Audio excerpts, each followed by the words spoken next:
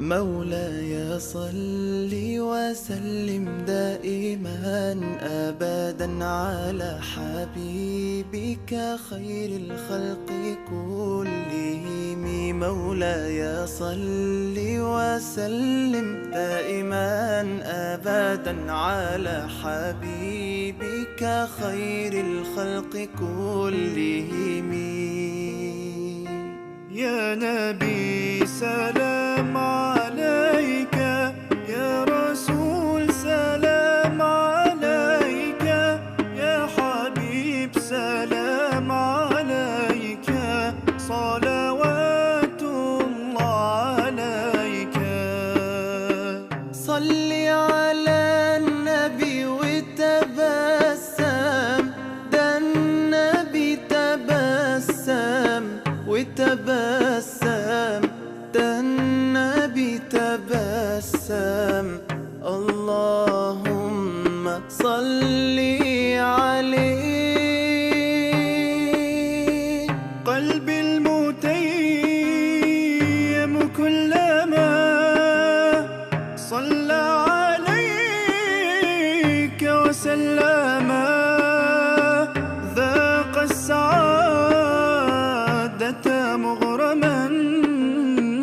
يا سيدي يا محمد، صلوا عليه شافع الأمة، بذكر الرسول تشحذ الهمة.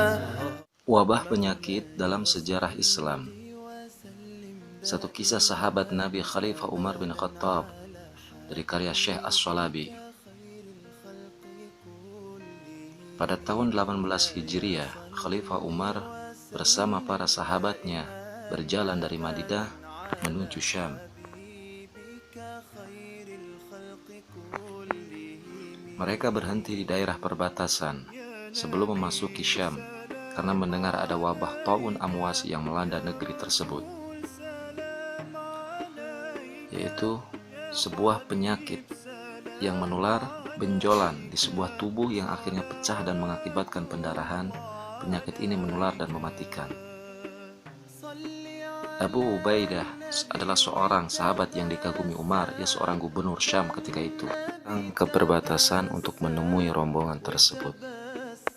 Dialog yang hangat antar para sahabat, apakah mereka masuk atau pulang ke Madinah?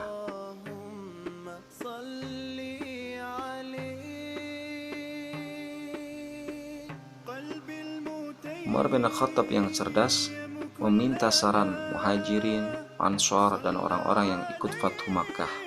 Mereka semua berbeda pendapat. Bahkan Abu Ubaidah bin Jarrah radhiyallahu anhu menginginkan mereka masuk dan berkata, "Mengapa engkau lari dari takdir Allah Subhanahu wa taala?" Lalu Umar bin Khattab menyanggahnya dan bertanya, "Jika kamu punya kambing, kemudian ada dua lahan yang subur dan yang kedua lahan yang kering, kemanakah engkau akan arahkan kambing tersebut? Jika ke lahan yang kering itu adalah takdir Allah, dan jika ke lahan yang subur itu juga sama takdir Allah Subhanahu wa taala. Sesungguhnya dengan kami pulang ke Madinah, tidak masuk ke negeri Syam yang tengah melanda wabah, kita hanya berpindah dari takdir satu ke takdir yang lainnya." Akhirnya perbedaan itu berakhir ketika Abdurrahman bin Auf mengucapkan hadis Rasulullah sallallahu alaihi wasallam, yaitu, "Jika kalian mendengar wabah melanda suatu negeri, maka jangan kalian memasukinya, dan jika kalian berada di daerah itu, janganlah kalian keluar untuk lari darinya." Hadis riwayat Bukhari dan Muslim.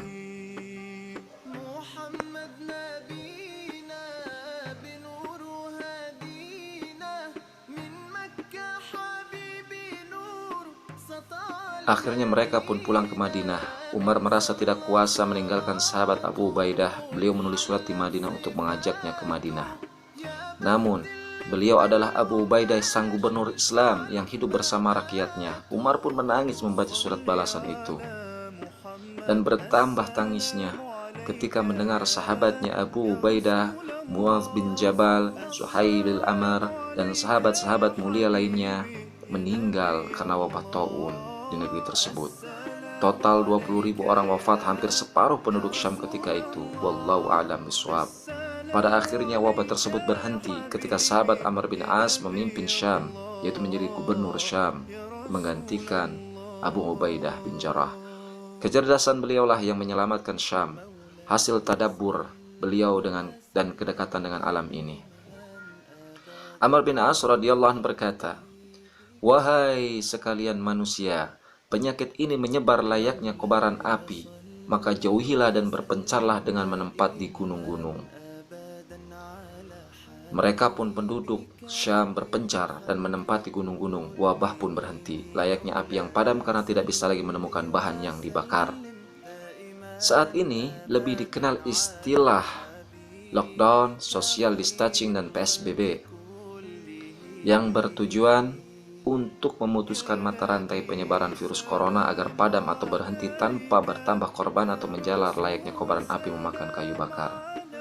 Belajar dari sejarah para sahabat Nabi, kita bersikap sesuai sunnah Nabi Shallallahu Alaihi Wasallam, karena orang yang cerdas adalah yang belajar dari sejarah dan belajar dari bagaimana orang-orang terbaik itu bersikap. Maka inilah panduan dan kabar gembira di tengah kesedihan ini untuk kita semua. Yang pertama adalah karantina atau isolasi atau lockdown. Sebagaimana sabda Rasulullah Shallallahu Alaihi Wasallam tersebut, itulah konsep karantina yang hari ini kita kenal seperti PSBB, lockdown, atau social distancing, mengisolasi daerah yang terkena wabah. Yang kedua, bersabar, karena Rasulullah SAW bersabda, taun merupakan azab kepada siapa saja yang dia kehendaki.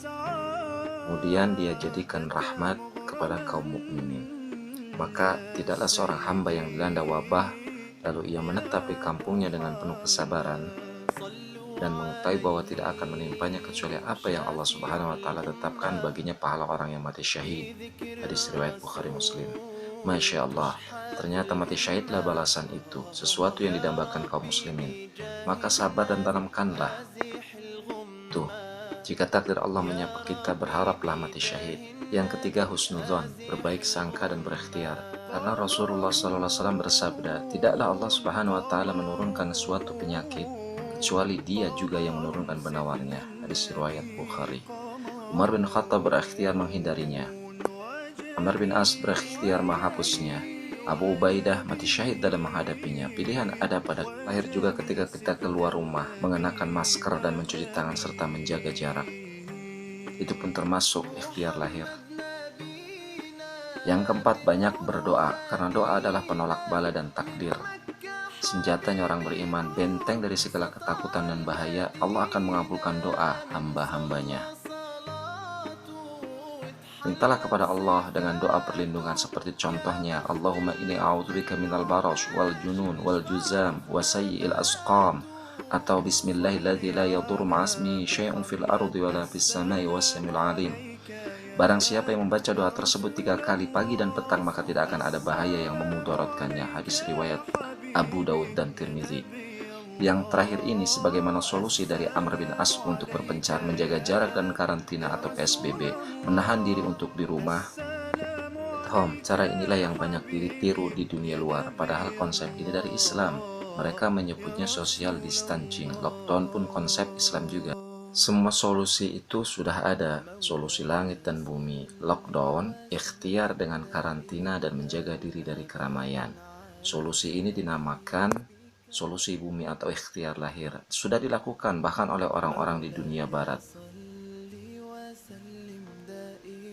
Namun mereka tidak punya solusi langit, yaitu ikhtiar batin seperti berdoa, keyakinan, dan berbaik sangka akan ketetapan Allah. Bahkan janji Allah akan gelar mati syahid jika kita melakukan itu semua. Wallahu a'lam wa a'lam bishawab.